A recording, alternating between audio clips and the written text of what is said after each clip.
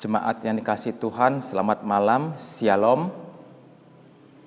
Puji dan syukur, terima kasih kita panjatkan kehadirat Allah Bapa, Allah Putra dan Allah Roh Kudus, yang mana oleh kasih-Nya kita anak-anaknya masih diberikan kesempatan untuk beribadah, memuji, menyembah, dan juga akan mendengarkan kebenaran firman-Nya. Jemaat, silahkan berdiri untuk menghadap Tuhan dan menyembah-Nya, serta memuliakan nama-Nya karena kasih-Nya besar atas kita.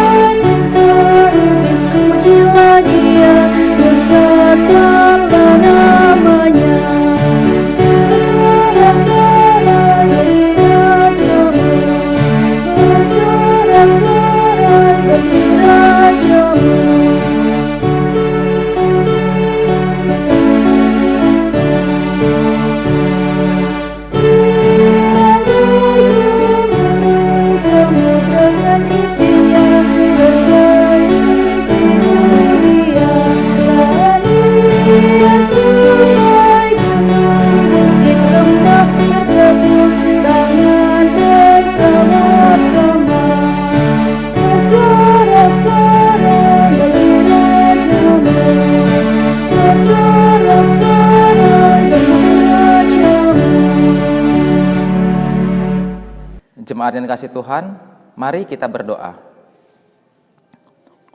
Allah Bapa yang bersemayam di tempat yang maha tinggi, Allah yang kami sembah, kami kenal dan kami imani, demi nama Yesus Kristus yang adalah Tuhan dan Juru Selamat kami, segala puji-pujian dan hormat dan syukur sembah sujud kami senantiasa kami berikan kepadamu, ya Tritunggal Maha Kudus. Tuhan Yesus yang maha baik, tibalah saatnya kami akan beribadah kepadamu, memujimu, menyembahmu, dan juga akan mendengarkan kebenaran firman-Mu. Biarlah Tuhan Yesus pimpin ibadah ini. Tuhan Yesus hadir di tengah-tengah kami. Terima kasih Tuhan Yesus. Ampuni segala dosa dan kesalahan kami. Amin. Silakan duduk jemaat Tuhan. Marilah kita membaca Mazmur secara silih ganti dari Mazmur pasal 73 ayat 25 sampai 28. Siapakah gerangan ada padaku di surga selain Engkau? Selain Engkau tidak ada yang kuingini di bumi. Sekalipun dagingku dan hatiku habis lenyap, gunung batuku dan bagianku tetaplah Allah selama-lamanya. Sebab sesungguhnya siapa yang jauh daripadamu akan binasa. Kau binasakan semua orang yang berzina dengan meninggalkan Engkau. Tetapi aku suka dekat pada Allah. Aku menaruh tempat perlindunganku pada Tuhan Allah, supaya dapat menceritakan segala pekerjaannya. Turun ke dunia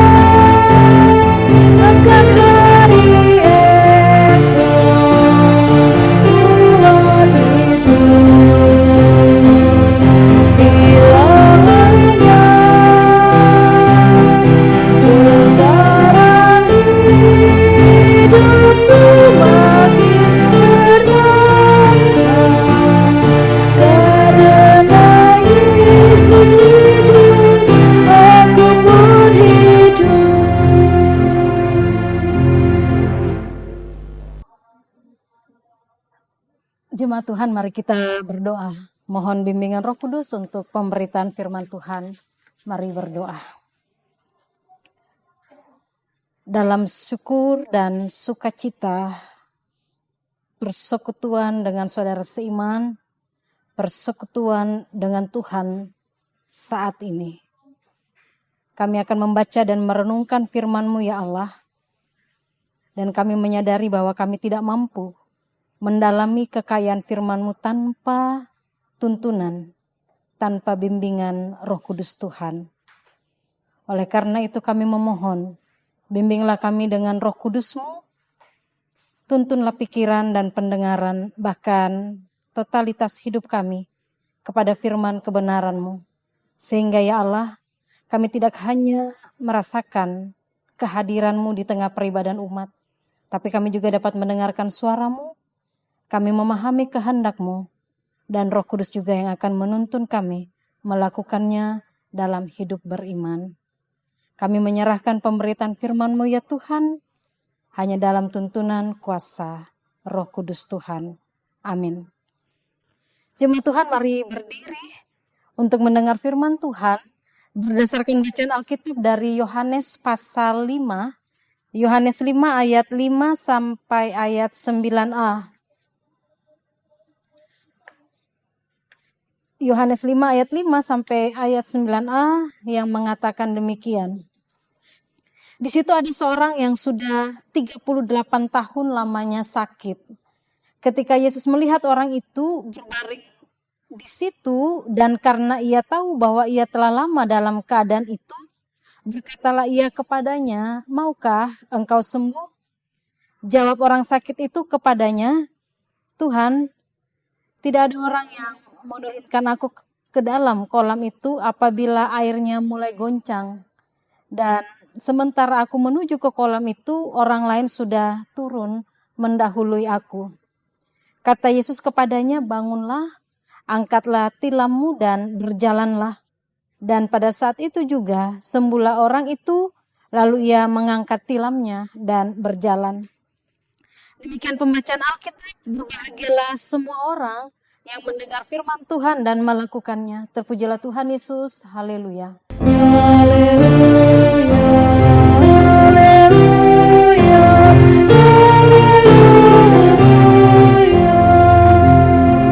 Jemaat disilakan duduk. Bapak Ibu Saudara dan anak-anak Tuhan, Yohanes pasal 5 ayat 1 sampai ayat 13 mengisahkan tentang seseorang yang mengalami sakit selama 38 tahun. Tentu sakit yang diderita oleh orang tersebut membawa ia dalam suatu pergumulan dan sangat menantikan kesembuhan. Dalam keadaan sakit, ia tidak dirawat di rumah, tetapi ia berada di serambi kolam Bethesda bersama dengan orang sakit lainnya. Orang timpang, orang buta, orang lumpuh, dan keberadaannya di kolam Bethesda dengan yang lainnya itu bukan tanpa tujuan, tetapi merupakan bagian dari upayanya untuk sembuh. Orang-orang saat itu percaya bahwa goncangan air dalam kolam disebabkan oleh malaikat dan bahwa siapapun yang pertama masuk ke dalam kolam setelah terjadi goncangan air itu akan disembuhkan dari penyakit apapun juga. Jika orang yang sakit itu harus berada di serambi kolam, maka ia percaya tentang kesembuhan dari air kolam yang berguncang itu. Kalau hanya bersandar dan menunggu air kolam yang bergoncang, maka tentu bagi mereka yang timpang, yang buta, yang lumpuh, ini sangat mustahil untuk menjadi orang yang pertama turun ke dalam kolam itu. Bagaimana orang yang buta bisa mengetahui air bergoncang atau tidak? Bagaimana orang lumpuh dan timpang itu bisa berlomba untuk turun ke dalam kolam di saat mereka sendiri susah untuk melangkahkan kaki mereka dengan cepat sampai ke kolam Bethesda. Dan inilah yang menjadi pengakuan orang sakit tersebut, bahwa Tuhan, tidak ada orang yang menurunkan aku ke dalam kolam itu apabila airnya mulai goncang. Dan sementara aku menuju ke kolam itu, orang lain sudah turun mendahului aku. Dan itu yang bisa kita baca di ayat yang ke-8. Mari kita perhatikan pada ayat ini bahwa orang yang sakit itu ternyata Bapak Ibu menunjukkan sikap yang tetap aktif untuk berupaya. Ia tidak pernah mengenal lelah dan ia selalu berjuang. Tapi semuanya sia-sia. Yesus mengetahui segala upaya dari orang sakit itu, tapi ia tidak langsung bertindak untuk menyembuhkan. Yesus bertanya lebih dahulu kepada orang yang sakit itu yang bisa kita baca di ayat 6 pembacaan ini, yaitu maukah engkau sembuh? Suatu pertanyaan yang sebenarnya tidak perlu Yesus tanyakan, sebab dengan melihat keberadaan orang yang sakit itu di pinggir kolam saja sudah menunjukkan tentang harapannya, upayanya untuk sembuh. Tapi jika pertanyaan ini harus diberikan Yesus, maka pertanyaan ini mari kita memahaminya dalam beberapa hal. Yang pertama, maukah engkau sembuh? Tentu supaya yang pertama agar orang sakit itu dapat mengalihkan perhatiannya, bukan lagi kepada air yang bergoncang dalam kolam, tapi mengalihkan perhatiannya itu bahwa kesembuhan hanya pada Yesus dan bukan pada yang lain. Maksudnya dalam konteks air yang bergoncang itu. Yang kedua, maukah engkau sembuh? Maka pertanyaan Yesus ini merupakan pertanyaan yang di dalamnya mengajak orang yang sakit itu untuk menyaksikan kuasa Yesus. Sebesar apapun kepercayaan yang orang-orang berikan pada keampuhan air yang berguncang dalam kolam, ternyata masih ada yang lebih berkuasa untuk menyembuhkan penyakit manusia, yaitu Yesus. Yang ketiga, maukah engkau sembuh? Artinya bahwa ya sembuh atau tetap sakit itu menjadi keputusan penderita. Yesus memang sanggup menyembuhkan. Kalau mau sembuh artinya menuntut adanya respons dari yang sakit supaya mengikuti apapun yang disampaikan Yesus demi kesembuhannya. Tapi jika tidak mau sembuh, ya tentu tidak akan melakukan itu. Jika tidak mau sembuh, maka pasti tidak ada perubahan dan terus akan mengalami penderitaan. Akhirnya Bapak Ibu yang mau dikatakan kesembuhan pun terjadi bagi orang sakit. Ia menerimanya bukan ketika Yesus kemudian membantu ia turun ke dalam kolam, melainkan dengan memerintahkan ia melakukan hal yang tidak mungkin buat ia lakukan, yaitu bangun, angkatlah tilammu dan berjalanlah. Itu yang bisa kita baca di ayat yang ke-8. Dan seketika itu juga dituliskan bahwa sembuhlah orang itu mengangkat tilamnya dan berjalan. Dan dalam kondisi timpang, mari kita lihat pada waktu itu dengan konteks orang sakit ini, dia tidak menyuruh berjalan terlebih dahulu, tetapi bangun. Jadi kata bangun dan berjalan artinya kalau selama 38 tahun ia hanya terbaring di tilam, dengan demikian bangunlah artinya bangkit, berdiri, tidak lagi bersandar pada tilam. Selama 38 tahun ia tidak bisa beraktivitas, ia pasif dengan kondisinya. Tapi dengan kata berjalanlah menunjukkan ada pergerakan, ada aktivitas yang dapat dilakukan secara aktif. Selama 38 tahun bangun dan berjalan itu sesuatu yang tidak mungkin dilakukan. Dan itu hanya sebuah harapan yang tidak tahu persis kapan itu akan terwujud. Tapi akhirnya semuanya terwujud di dalam Yesus. Jika selama 38 tahun ia hanya berpusat pada ketidakmampuannya, kelemahannya, ketidakberdayaannya, yang tidak dapat berjalan dan tinggal menunggu air kolam berguncang, selanjutnya bergantung pada manusia untuk menurunkan ia ke dalam kolam, di situ Yesus hadir dan semuanya beres. Dengan kata lain, pada saat ia harus melakukan hal yang tidak mungkin, tetapi di situ ada Kristus, maka yang mau dikatakan perjuangannya selama 38 tahun itu usai. Ia menang bersama Kristus, ia sembuh karena Kristus. Ada kuasa di dalam firman-Nya. Bapak Ibu Saudara, pertanyaan Yesus, maukah engkau sembuh? Ini adalah pertanyaan yang patut kita renungkan. bahwa saat ini kita mungkin memang tidak mengalami sakit seperti yang dikisahkan dalam perikop pembacaan ini. Tapi kita membutuhkan kesembuhan, kita membutuhkan pemulihan di berbagai bidang hidup. Seperti ekonomi rumah tangga, sembuh dari wabah virus corona, sembuh atau pulih dari berbagai bentuk sakit yang diderita, pulih juga dari berbagai pikiran yang mengganggu aktivitas kerja dan kepesimisan kita tentang hari esok. Pulih, sembuh dari cara hidup yang tidak sesuai dengan aturan atau tatanan dalam persekutuan masyarakat dan di mana saja kita berada. Sembuh dari beragam bentuk perjuangan yang dilakukan dari hari ke hari. Pertanyaan, maukah engkau sembuh, menyapa kita, Ibu Bapak, supaya mari kita melihat ke dalam diri sendiri dan jangan tinggal diam.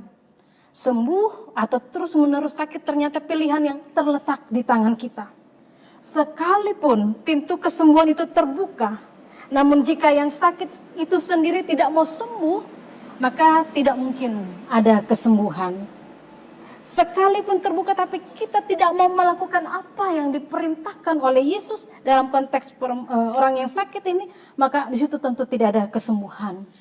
Oleh karena itu, baiklah kita tidak tinggal terbaring lemah dalam keterbatasan, tetapi bangun.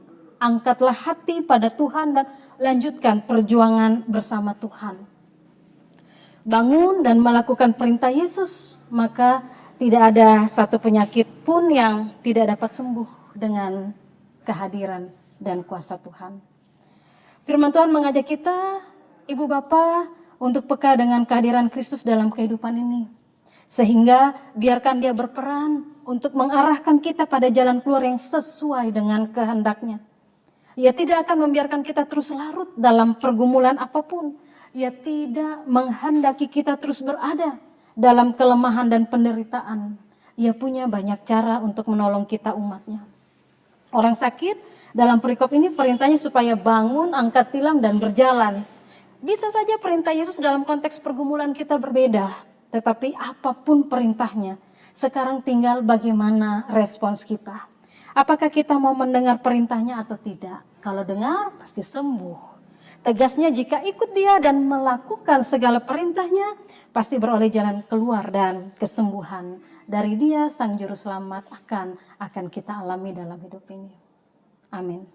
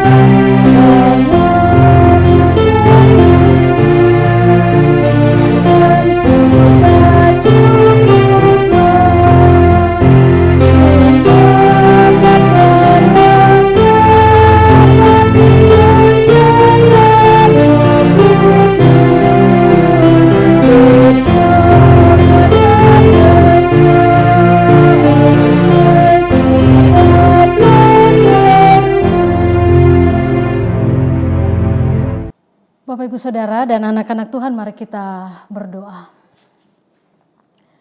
Ya Allah, Engkau mengetahui segala keberadaan kami umat-Mu. Kami menyerahkan semuanya kepada Allah, memohon agar di dalam kelemahan Tuhan beri kekuatan. Di saat kami berada dalam kondisi tubuh yang sakit, Tuhan yang akan memberikan kesembuhan. Dalam segala keberadaan hidup, Tuhan senantiasa mendampingi kami. Engkau menyertai dan meyakinkan kami untuk kuasa dan kehadiran Tuhan, sehingga kami senantiasa berharap dan mengandalkan kuasa Tuhan dalam segala keberadaan hidup ini. Ya Tuhan, kami menyerahkan ketika kami juga bergumul untuk pemulihan dalam segala bidang hidup kami.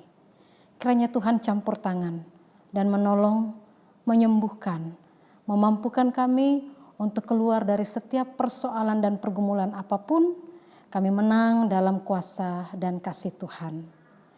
Kami mohon Tuhan, Engkau juga berkuasa, hadir dan pimpinlah kehidupan rumah tangga kami masing-masing, supaya kami dan seisi rumah tangga kami senantiasa diarahkan untuk selalu hidup melakukan perintah dan ketetapan Tuhan. Kami mohon berkat untuk setiap kerja dan usaha yang boleh kami lakukan setiap hari.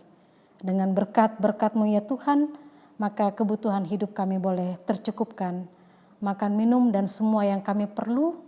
Kami juga dapat mengelola semua berkat yang kami terima dengan baik, sehingga kami tidak hanya hidup untuk diri kami sendiri, tapi kami boleh hidup untuk menjadi saluran berkat buat orang-orang yang Tuhan berkenan.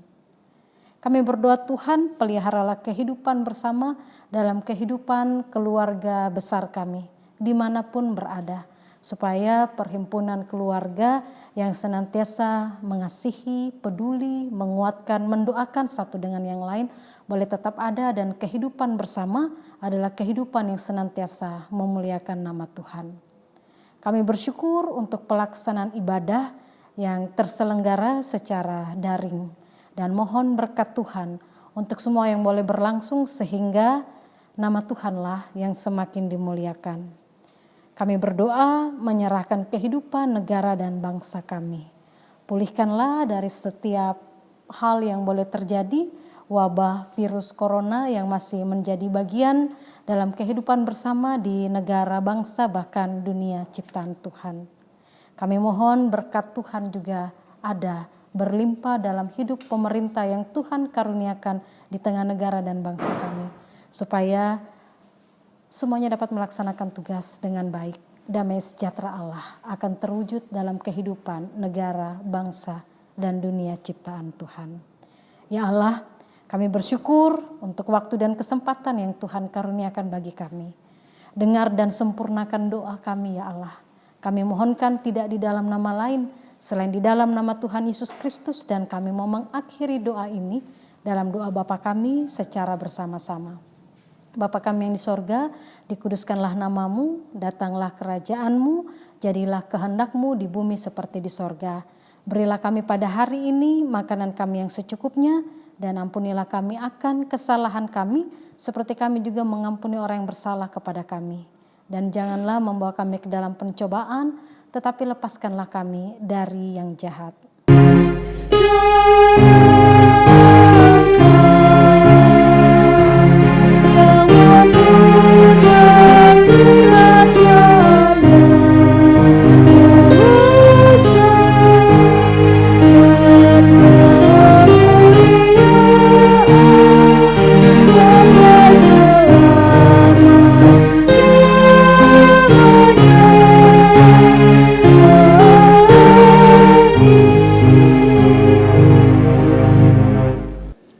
Jemaat yang dikasihi Tuhan, marilah kita mengungkapkan syukur dengan hati penuh dan tangan kita. Pemberian kita ditentukan bagi kemuliaan namanya. Tuhan memberkati pemberian saudara. Selanjutnya doa persembahan bagian doa.